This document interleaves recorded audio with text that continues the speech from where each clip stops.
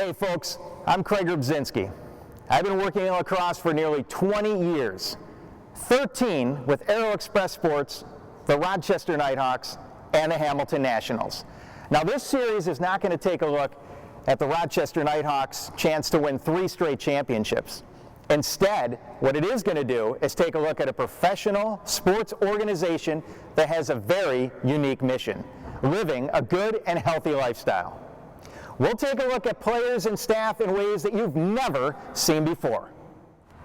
This first episode simply titled, Son of Rochester. For this one, we had to go deep into the bowels of the city. It's gonna be noisy.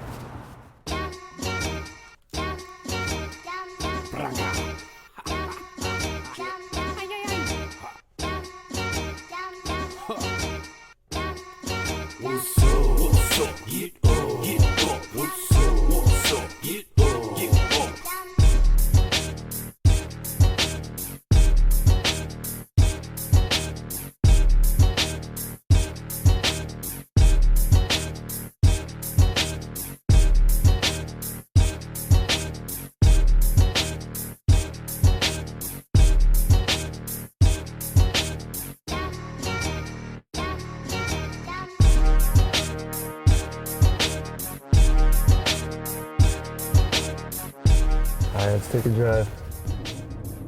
Yeah, I'm a fashion guy. I feel like I've always been into it, really, since I was like a little kid.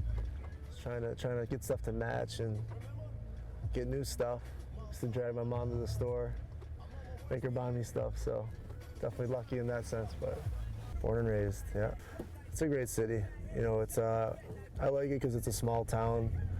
It's affordable. You know, it's not like, you know, I went to school in Maryland, lived in DC, and it's just, you know, big cities are so expensive. But I feel like you know, being in Rochester, because it's so small, you know, it's just a great community. It's just you know, I think it's a fun town. You know, it's a sports town, and I'm just excited to be here. That's all. My dad was born in Buffalo. I grew up in Buffalo, and then my mom's from Vietnam. So my dad met my mom in the Vietnam War, and they came back here.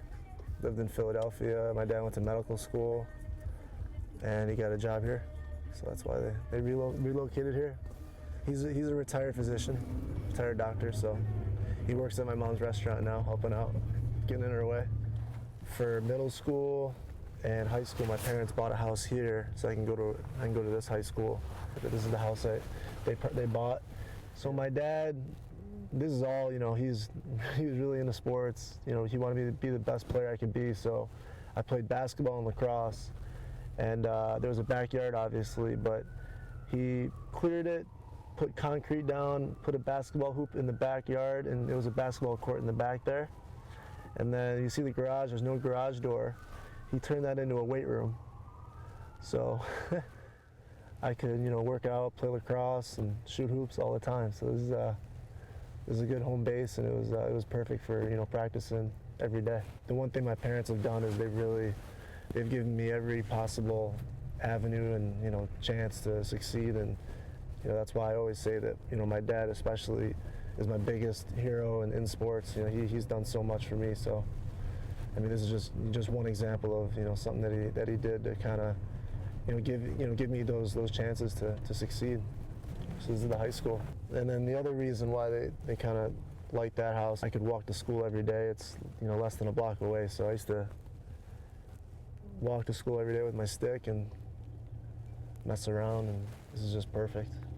This is a great high school, great sports program, and definitely did a lot for me. I was a very, very average student, so I never really loved school, but, you know, I was always more focused on sports. But, you know, I try and tell everyone that it is really important in your life, and, you know, I wish I had done better, but I was determined to become a great athlete. So I think that might have taken more time out of my hands. I think I'm gonna put on something a little bit warmer, a little flannel. All right, let's do it.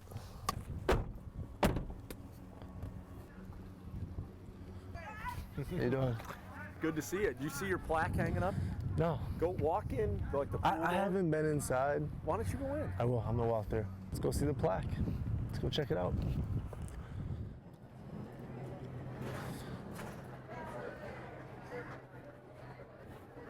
That's you? That's me. What's going on? How are you? Pretty good.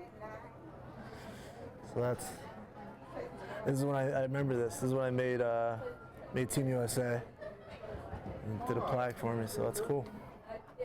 This is Jeff Arndt, one of my good friends, Rob Chiamentozzi, another. These are all my classmates growing up. Pat Mullen, and myself. So blast from the past, right there.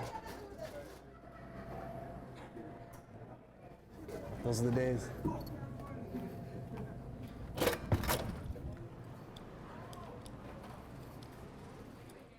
Like I said, they changed a lot after he left. So it used to be all grass, and it was a dust bowl. After the winter, it would just be all dirt in the middle of the field. And of course, after I leave, they put in field turf. Nice field turf field. So.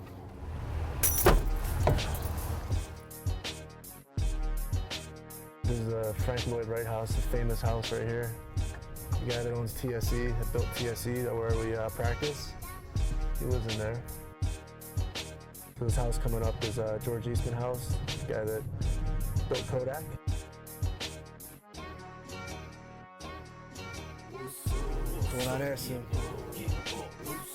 In his sixth season in the NLL, in his sixth with the Nighthawks, Irondequoit, Maryland, Joe Walters. Joe, how are you, buddy? Doing pretty good. How about How's you? the hand? Now, you underwent surgery, right? Had surgery right now. I got the pins out, and What'd you do to that hand? I forget. it was during the semifinals during the summer, and I got slashed, a little late hit. Come on. Yeah, it was in the first half. I played the rest of the game, but Who slashed you? this remember who it guy, was? Brian Spallina. No, you gonna run at him when you guys play him again? Yeah, I will. That's good honesty.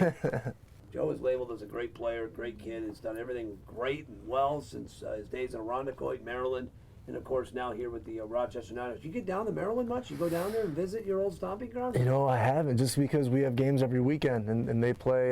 It's the same season, so it's tough to get down, but I'm trying to. I'd like to see people in love. Yeah. And living the life and living the dream. And Joe Walters is, of course, and we've got the Nighthawks will kick off the December 28th is the opener. But Joe, always great seeing you. Good.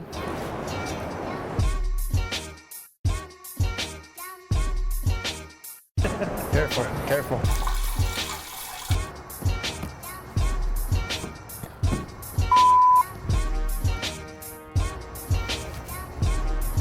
Don't put that on.